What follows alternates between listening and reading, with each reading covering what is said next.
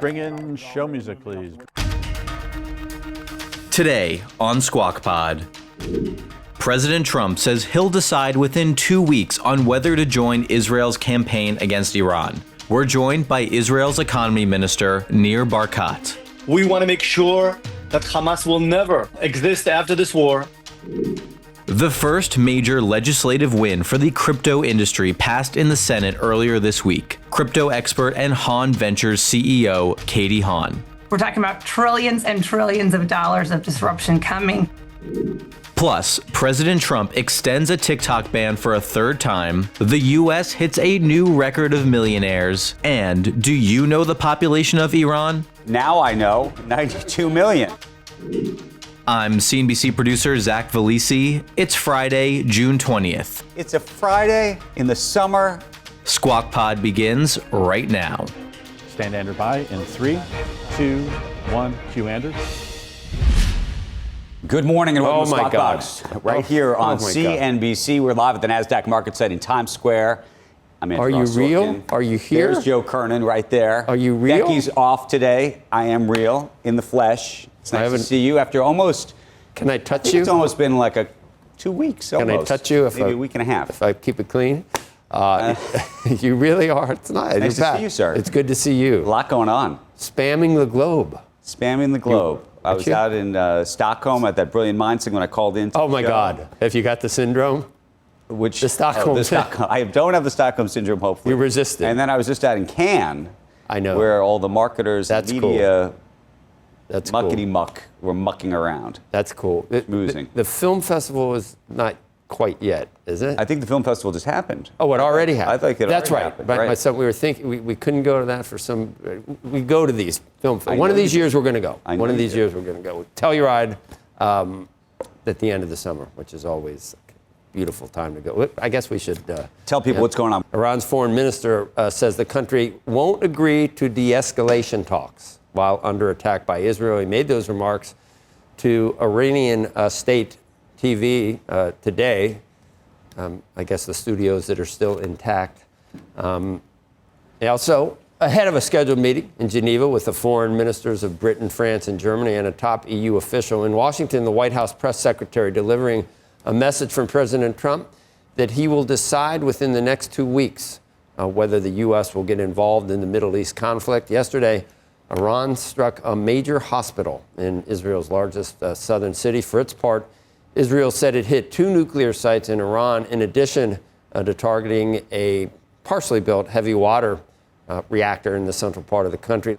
There's a lot, apparently, that the president and his people are talking about. Does it work? So we haven't talked about this. You and I, which I'm excited for this morning. So I want to know what you want to do. I'm not in the isolationist camp at this point. I think it's a unique opportunity.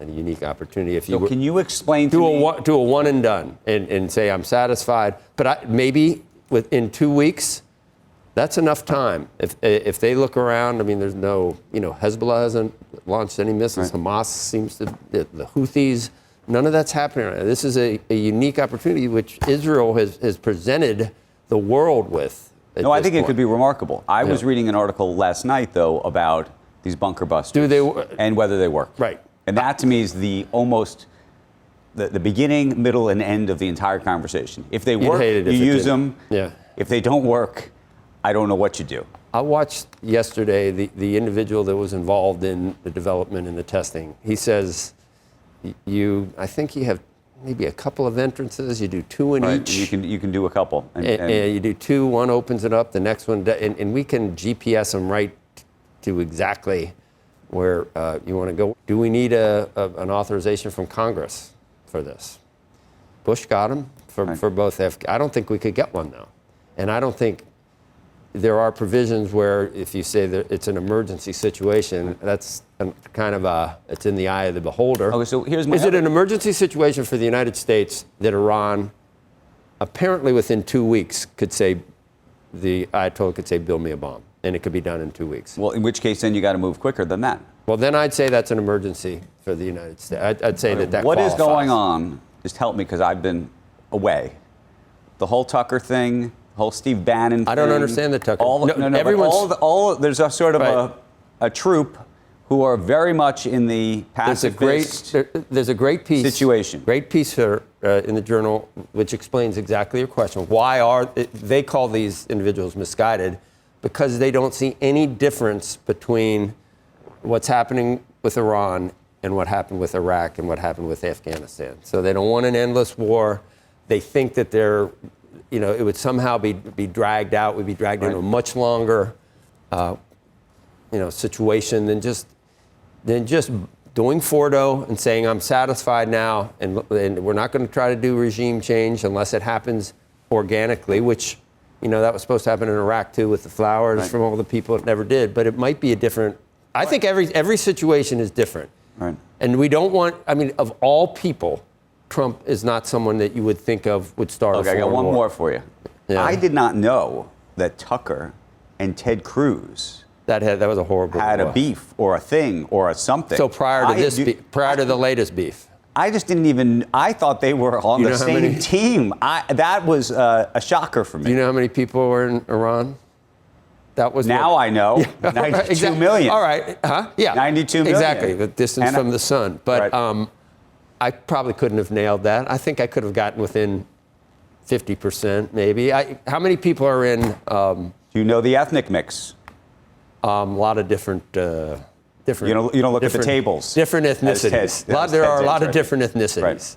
And I thought that was incredible. Right.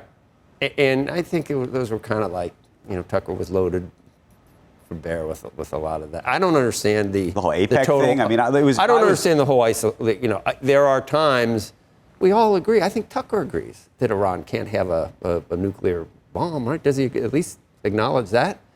I think so.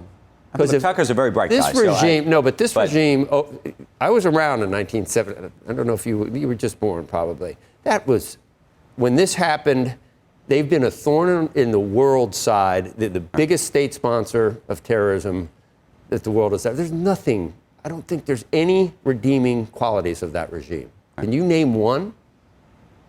You know what? Because we're talking about Cruz and Tucker, for those who haven't seen it, though I think maybe like 100 million views already or something, here's what we're talking about. How many people live in Iran, by the way? I don't know the population. At all? No, I don't know the population. You don't know the population of the country you seek to topple? What's the ethnic mix of Iran? They are Persians and predominantly Shia. Okay, it's not even. You don't know anything about Iran. So actually, I am not the Tucker Carlson expert on Iran. You're a senator who's calling for the overthrow of the government. You're the one who don't know anything about the country. Well, there's some conflation going on there. No one's talking about toppling or nation building or anything. I think we're talking about one thing: finishing what Israel started with the nuclear. Well, so that's actually, though, an interesting question. Let's say you, quote unquote, finish this. Yeah, for 10 years at least. Right. And then what happens? I know we're not, if we're not technically talking about toppling, or we're not talking about, replacing people at the top. The question is, by doing this, have you then created a situation where you have toppled? I don't know. I'm not sure at this point how much ground how much support this regime really has. I don't know. I don't know. I'd like to think that the people there, if given the chance, because right now they're not at all given the chance. They have no choice of who's running that country. I worry about, a Chernobyl type. I don't want, all the groundwater in the entire Middle East to be radioactive. So there's a lot of, but I think President Trump seems like he's, at least he's not rushing into anything unless it happens tomorrow or something. Because there were reports that there were plans for this weekend. If you say within 2 weeks, he's the master of not knowing what the heck he's going to do. If you say within 2 weeks, does it mean you have to wait 2 weeks? Or could it be within 2 weeks? Well, I mean, this goes back to the other question of whether you lull people into complacency by thinking there's a negotiation. That's what I mean. That argument was made earlier. No signs of really any type of bending. I don't think they can. That's their whole shtick. President Trump giving TikTok another reprieve now in the United States. He signed an executive order that extends by 90 days now, so it's another 90 days, the deadline for his administration to try to bring that app under American ownership. It's the third time the president has pushed that deadline. There is no clear legal basis, though, for the delays in pushing the deadline, but there have also been no legal challenges thus far against them. And the question at this point is, clearly TikTok is a chess piece in the larger discussion with China. I don't know, I mean, the whole Iran situation sort of a pretty big discussion with China. Makes this more complicated. Does it I don't help? know if we are going to delay this again, 90 days from now, just because, it's going to take some time to figure out what to do. Do you think the TikTok of it all? Do you think action on Fordo makes China think twice about Taiwan? You mean, does it say to them, okay, we got to move now? No. No, does it say we need to think about, because they're not isolated. Trump is not an isolationist. Because we're not the prime mover. Right, but the journal was saying that Afghanistan and the reason that all these things happen, was the way we withdrew from Afghanistan and Obama's red line in Syria, right. and nothing ever happened. Right, but the difference is in this case, what's happening in Iran, it may be that Trump ultimately gets involved in Iran, we'll see. But clearly, this has been, the prime mover has been Israel. So the idea that we're going to be the prime mover in Taiwan, we've been a reluctant, I think no matter how you look at it, we're a reluctant mover at this point. I can't imagine that we'd go to war over Taiwan. And therefore, that's why I said, do you move now? Because I think in some ways, some of this suggests actually we're maybe even more inclined to be reluctant in a Taiwan situation. But I don't know. I think more likely, by the way, on TikTok, you're going to see a sort of Nippon steel. You asked me a lot of questions. I got to, I got to defend Trump all the time. I'm just wondering. I know. Let me ask you a question. It's 92 million. Let me ask you a question. There's 92 million people. Let me ask you a question. In Iran. That's all I know. Okay. Let me ask you a question. Do you wish Kamala Harris was president right now? Do I wish Kamala Harris was president? Do you wish Joe Biden was still president right now? You know what? These are rhetorical questions. They are. I don't expect an answer. Yeah. You just wanted to I just want you to think about those two. For me, it's like an obvious answer to me, but it's probably not obvious to you at this point. No, nothing's obvious, but the other. I think Trump. I think he's because your view is, and I imagine that if Biden were the president, or Kamala Harris, hold on, but if Kamala Harris were the president, and Anita Dunn and Susan Rice would be decided, or Ben Rhodes, or the question that I think to myself is, would Netanyahu have moved? And I wonder whether he would have. In which case, then the answer is obvious, which is what I think Netanyahu has done thus far clearly has worked. Seems at this moment, and it's going back It's going back to when they started with the pager idea and all that stuff. Right. And so the question is, what would have he done with a different president? Would it have mattered? I don't know. Is the answer? Well, I'm just for right now having. I understand. I hear you. I don't need a word salad explaining to me. And I doubt if she knows how many people are in Iran either. A new report by UBS says 379,000 more people became millionaires last year in the United States. There are now almost 24 million millionaires in the country, and that's by far the most in the world.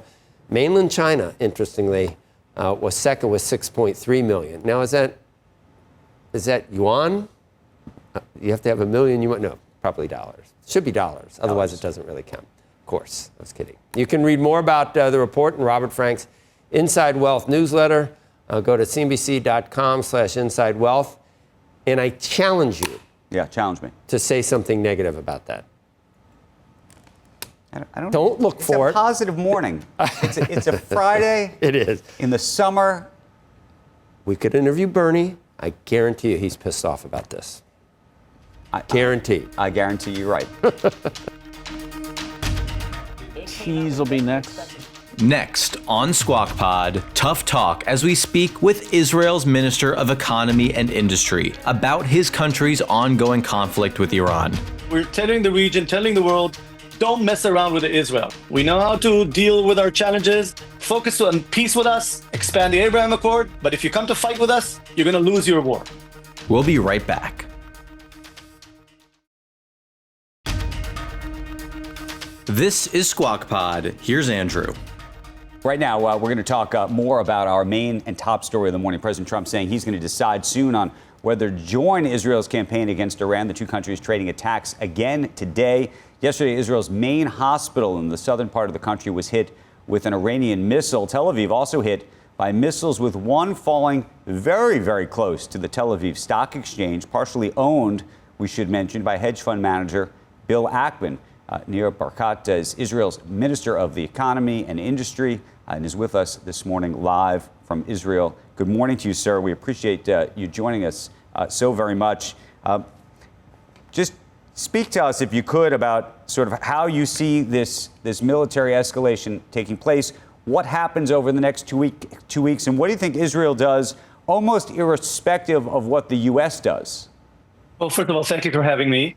We have a very clear objective. Iran, the jihadi leadership of Iran, for decades, have built themselves to eliminate Israel off the map. They have focusing on creating nukes. They have a significant amount of ballistic missiles, and they built a proxy strategy around Israel. They funded and trained Hamas, Hezbollah, and regional cells, jihadi cells, that are focusing on terrorizing the state of Israel. And so what Prime Minister Netanyahu has done, he's been really, really focused on eliminating those proxies. And now we are focusing on making sure that Iran will never have the capabilities of nukes and will never have those capabilities of ballistic missiles to target Israel. Any country in the world understands what we're doing right now. And I think that the Iranian regime now understands that it's not worthwhile messing with Israel. Minister, though, the question is, the U.S. has these bunker-busting bombs, and there's a question whether the bunker-busting bombs work. It is at all to begin with, but it's also clear that Israel doesn't have, I don't think, that kind of weaponry. And so if the U.S. doesn't come in behind Israel, what happens? Well, I think we've demonstrated the creativity of the warfare Israel knows and is capable of doing. You saw the beepers in Lebanon crunching Hezbollah. You saw the first phase of the war, eliminating leaders of Iran, at least their army. And you saw that one stage after the other, we know how to get our things done. We've done our homework, and we're not going to stop. We're not going to stop. We're going to do this ourselves if needed. And if others join us, more than welcome, because we're not just fighting Israel's war. I want to share with you that this morning we saw pictures from Iran burning the Israeli flag and the U.S. flag. We in Israel are considered the little Satan, and the big Satan is the United States. We're all aligned here. We have the same goals, fighting jihadists that want to kill us. So when the president says that he needs 2 weeks to decide what to do and to maybe sort of pursue some kind of diplomatic resolution to this, what's your position? We understand the end game. Well, eventually, we will not stop this war until we are sure they do not have those capabilities. Because if they have those capabilities, they demonstrated that they will use them. If the proxies work, they used them in October 7. We cannot allow that again. They used hundreds of ballistic missiles targeting at Israel, and unfortunately we saw where also Israeli citizens have been, innocent civilians have been killed. You saw the attack on the hospital today, and we want to make sure that they never have nukes. We believe them, that they mean to use those nukes to eliminate Israel. We will not let that happen. So regardless if the U.S. joins us, and we'd of course be very happy to, but that's President Trump's decision to make, we are committed to the same, to the goals eventually. We have no choice but to make sure they don't have those capabilities. Minister Barkat, does it even make any sense to talk about what the possibilities are for Israel to deal with Fordo if the United States declines to do that? You were a paratrooper. Yep. What would that look like? Would special forces, special forces be dropped nearby? I'm sorry. Hopefully you agree with me that we don't want to let them know our plans. I don't think it's prudent to discuss the plans of how we take them out with you folks, because they also listen to CNBC. We don't want to give them that information. But you're confident that if you'll do it on your own if you have to, and it's not going to be finished until Fordo is I mean, probably everything. They say they've moved. I don't believe them. They say they've moved a lot of stuff out of Fordo. That's that's got to be taken care of to call this a mission accomplished. We will accomplish all the goals of the war with Iran. We will accomplish all the goals in Gaza. We want our 53 hostages that are still in the tunnels, in the dungeons of Gaza. We want to make sure that Hamas will never exist after this war. They have to completely surrender, put down their weapon. And that day, by the way, the day that they return our hostages and put down their weapon, the war in Gaza will stop. And so we are committed, Israel's committed, to make sure that we'll never go back to October 6th. We will make sure that Iran does not have those capabilities to attack Israel or the moderate Arab states in the region. They're also really concerned about the power that Iran had. We want to make sure they don't have those capabilities. Minister, does that effectively mean toppling the regime? Meaning there's sort of two component parts here.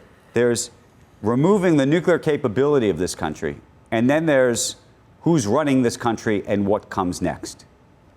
Yeah, that's a decision of the people of Iran. I mean, if they do, we certainly won't shed a tear. And if we could chip in a bit of help, that we will do that. But that's not the goal. That's not the primary goal of our operations in Iran. We will settle for making sure they don't have those capabilities. We'd be happy if indeed something like this will happen. And I want to share with you that as Minister of Economy, I see a huge spike of economic growth for Israel. The region in the Middle East is looking for us to complete the work. I'm sure that the Abraham Accords that President Trump really pushed forward could expand to include the Saudis, Indonesia, Azerbaijan, and we'll probably also find new solutions, different solutions with some of the leaders, local leaders in Israel to join the Abraham Accords in Judea and Samaria. And I'm very optimistic. I understand that the more you become bad with the bad guys, the better we become with the good guys. And the new alliances that will happen at the end of this war, I'm sure we're going to get significant prosperity, not just in our region. The world will be much better, much safer without Iran being such a bully as they were and still are, and we'll make sure they don't. Mr. Barkat, if President Trump is watching and he sees that Israel is going to handle this one way or another, doesn't that sort of induce him maybe to stay out and say they're going to handle this? I mean, there is risks to the United States getting involved, and there's a lot of discussion on both sides over here about whether to do that. I mean, if you can handle it, I'm sure he'd prefer that you would handle it. I think the loss of life would probably be worse and extended, and all the fighting would go on much longer, obviously. So that might be something to consider. But well, if I could do you need the United States help? You need the United States help or not? First of all, I could certainly say on behalf of all of Israelis and my prime minister and the whole government, we're very thankful, extremely thankful to President Trump and the United States. We use a lot of your weaponry. We get supply. We get your sort of an umbrella protecting Israel in the United Nations. And we do not take this for granted. Certainly be happy if the U.S. joins, and it certainly could shorten the time frame of this war. And I think that if I could say, I could say it's in Israel's best interest, but that's not the point. The point is, I'm sure that President Trump will act upon the American interests first, and we respect that. And if he decides to go on, we'd be happy, and we're thankful anyway. What if there's another Iran deal?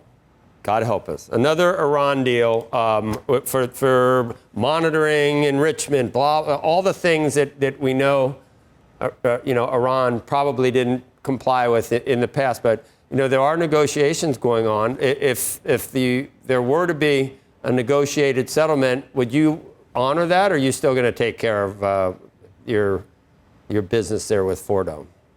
Well, if you have to shoot, don't talk. Enough talking. We don't trust them. They're unfortunately a regime that is sending their children to commit suicide. They train to kill, and they have no problem lying and trying to smear the time. We understand that. It's not going to work. End of story. We're not going to stop this until we make sure that there's no nukes and there's no missiles aiming at Israel. Enough talk. Minister, interestingly, the Tel Aviv stock market, which we just acknowledged at the top of this interview, had bombs literally landing next to it, yet it has been on a huge run. What do you make of that? Well, I think the world understands that Israel is going to win this war and is winning this war, and the opportunities are huge, and that's why people are investing in our stock exchange. And I have to share with you, as Minister of Economy, I speak to many, many of my peers around the world. They want our experience. Look at the security side. Everyone around the world, our friends around the world are saying, hey, whatever you use to secure Israel, we want, because it's being tested. Fighting terror, combating terror. Our friends around the world are saying, share with us how to combat terror. And then that innovation also includes classic high-tech, agro-tech, food tech, desert tech, climate change, advanced industries. So the people understand that we're very innovative. We're and after a war, you see a huge spike of growth. So people are expecting that. And I see the huge opportunity, and we're preparing our infrastructure for economic growth. And that's why you see it in the stock exchange. And then finally, Minister, just a personal question. How do you feel about your own safety and those who are in places like Tel Aviv and other parts of Israel as we read reports and hear about bombs raining down, and how many more bombs and other kind of missiles do you think Iran has and is able to position towards Israel? Well, I'm happy you asked that question. We're all, the majority of us have served in the army, and we manage risk, and we all understand that we have no choice. There's only one Jewish state. That's our secret. And in all wars, you see the war in Ukraine, 4 million Ukrainians left Ukraine. And everywhere there's a conflict, you see people leave the region. With Israel, 100,000 people came back to fight. And you see right now, there's a huge line of Israelis that want to come back, and they want to take part of the war. And so it's a question that Israelis answer very quickly. What do you mean? We have no choice. Of course we're here, and we're dealing with our security. We have really good bunkers to protect ourselves. We have good army, and we have good defense, but also now we've demonstrated that we have really good offense. So all in all, we're telling the region, telling the world, don't mess around with Israel. We know how to deal with our challenges. Focus on peace with us, expand the Abraham Accord, but if you come to fight with us, you're going to lose your war. Minister, I want to thank you so very much for joining us this morning, and we do hope you stay safe, and we do hope you come on back and keep us apprised of your progress. Thank you very much. Next on Squawk Pod, after the Senate passed the first federal framework for stablecoins called the Genius Act, our next guest believes there's a big disruption coming. Genius Talk with crypto expert Katie Haun. The question that has stymied kind of courts and crypto founders is, what's a security? What's a commodity? Who's going to regulate those?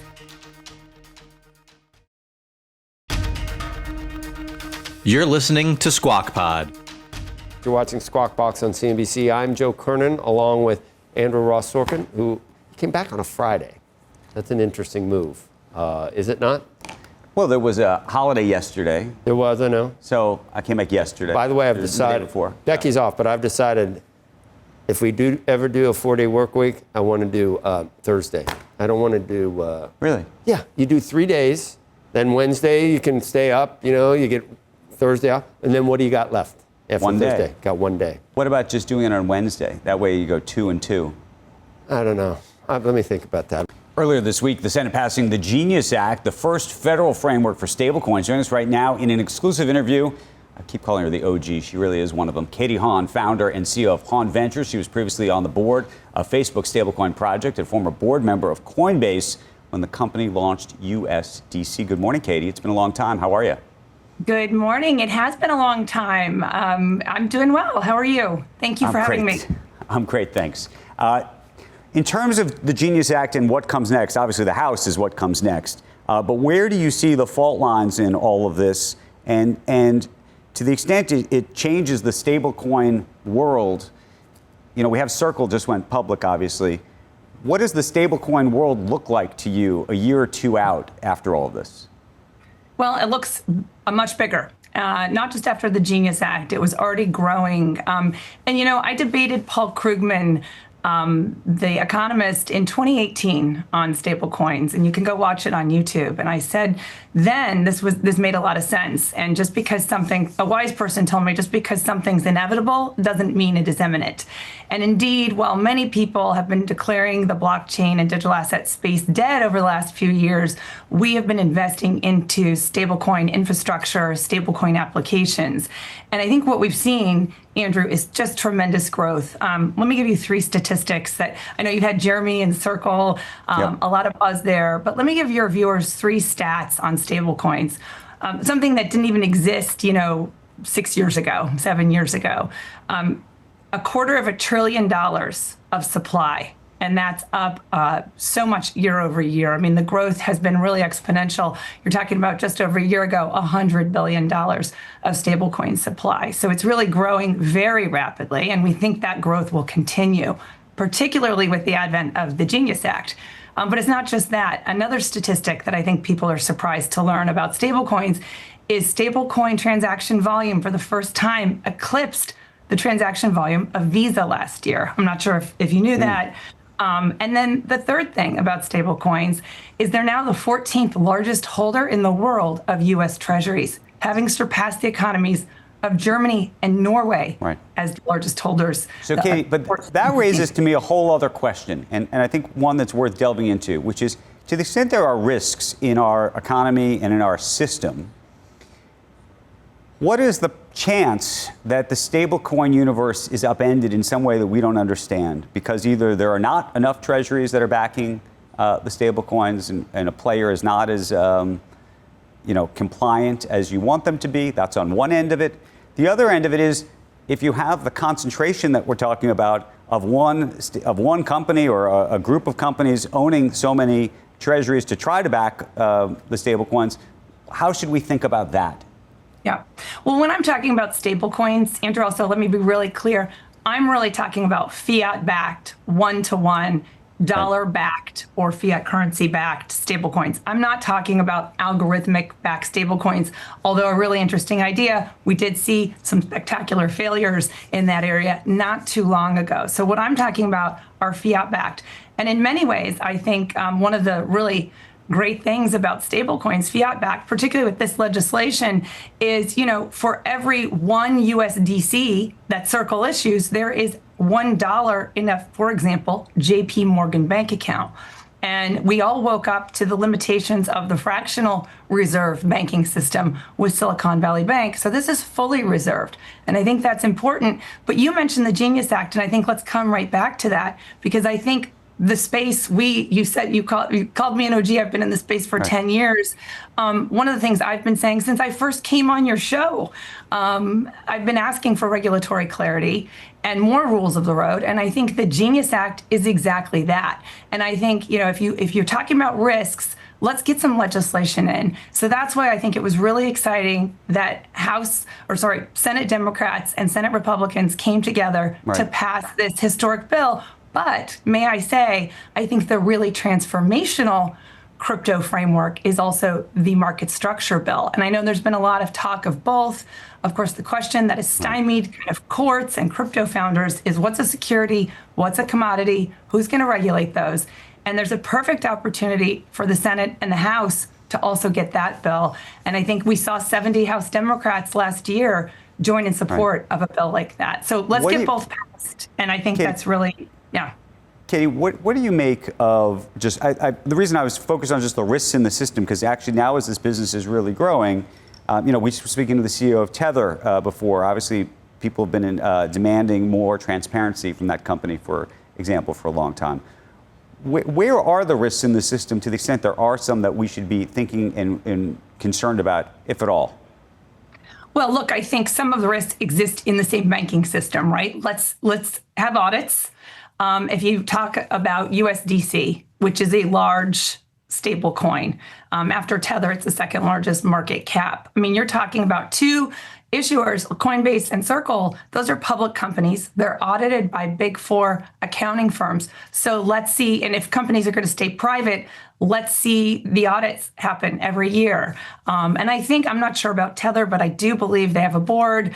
Do they have an audit and risk committee? I'm not sure. You'd have to, when you have Paulo on next time, you'll have to ask those questions. And those are the questions I would be asking. But I know with respect to USDC, I've been familiar with Circle and with Coinbase for a long time. And, when I served on the board of Coinbase, I saw those audit reports and I saw the procedures and processes in place. And again, I think that's where not all stablecoins and not all stablecoins are created equal. I can really speak mostly to USDC given my history and experience, but there are other great stablecoins out there. And I know that others are in the works too. Paxos has one also, for example. And we'll see others emerge, I suspect. A lot of people talk about the market opportunity, Andrew, of issuers. But as I mentioned, there's the orchestration layer also plays an important role. Kind of think of it as Grand Central Station, the rails. That's a really important piece of this all too. And what kind of companies are those? We saw Stripe just acquire Bridge for $1 billion. And Bridge is not the only game in town, right? We also have, for example, BVNK. That's another orchestrator for the stablecoin space. And I think the reason that you're seeing a lot of new entrants is because the market opportunity is so big. Hey, Katie, I know just enough to be dangerous about stuff like this. So this might be a stupid question, but if a couple of times you said, hey, it's based on fiat. If you say that to like someone who's orange pilled, it's like, based on fiat. It's like, that's the whole rationale for Bitcoin. So what can we do to make a stablecoin based on Bitcoin, or Bitcoin eventually become analogous to what a stablecoin is if it finally gets to a point where it just has a very stable, does that ever happen as we get closer to, I don't know.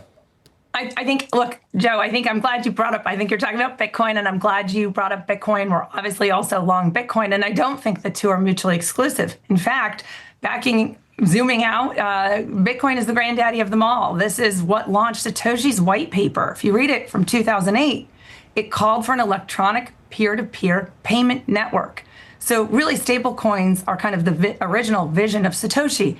Now, Joe, as you mentioned, there's been a lot of volatility historically in Bitcoin.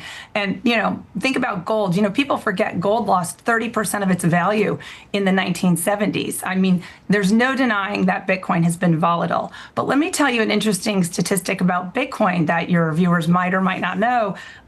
We're still so early. And by the way, we're still so early in the stablecoin space. Although I gave you all those impressive stats, the reality is only 0.2% of payments in the world are made with stablecoins. So we still have a lot of room left to go. Same is true, by the way, on Bitcoin. And those of us who have been watching Bitcoin and investing in Bitcoin for a long time, like we have, we look at the Bitcoin space and we think right now it clearly has product market fit as a store of value. Now, will that ever morph? Will things like the Lightning network on top of Bitcoin also play in the same world as stablecoins? Maybe. But what I will tell you right now is Bitcoin is seeing some real institutional adoption. And here's the statistic I was going to give your audience.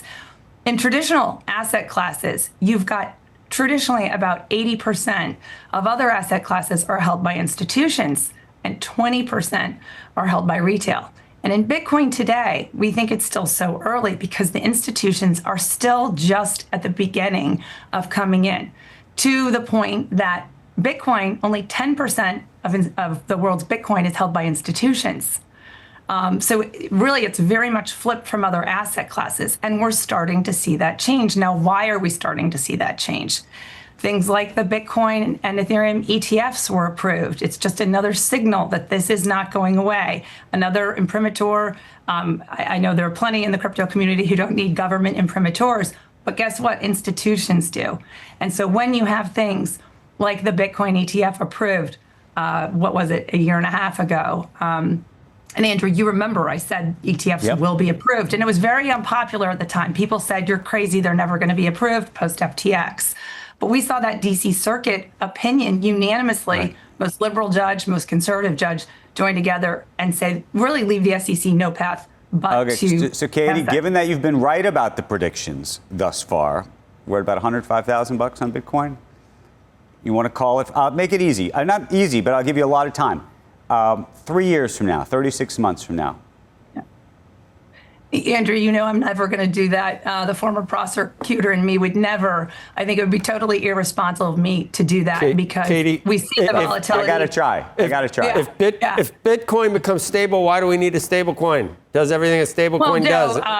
Joe, that is absolutely a first-class problem for the crypto industry. And we have dollars out in the world. We have euros out in the world. We have credit cards in the world. We have countless payment apps out in the world. And you know what? A lot of them are pretty big. We're talking about trillions and trillions of dollars of disruption coming, both via Bitcoin and based stablecoin. On fiat. You said it based on fiat. It's like, you've got the answer right staring you right in the face. I'm not a Bitcoin maxi. I'm a crypto maxi. Right. I believe in blockchain-based systems. I'm willing to. I don't know if I know what I'm talking about. Anyway, Katie. But Katie does. Katie Haun, great to see you. And that's the pod for today and the week. Thank you for listening. Squawk Box is hosted by Joe Kernen, Becky Quick, and Andrew Ross Sorkin. Tune in weekday mornings on CNBC at 6 Eastern. To get the smartest takes and analysis from our TV show right into your ears, follow Squawk Pod wherever you get your podcasts. We'll meet you back here on Monday. Have a great weekend. We are clear. Thanks, guys.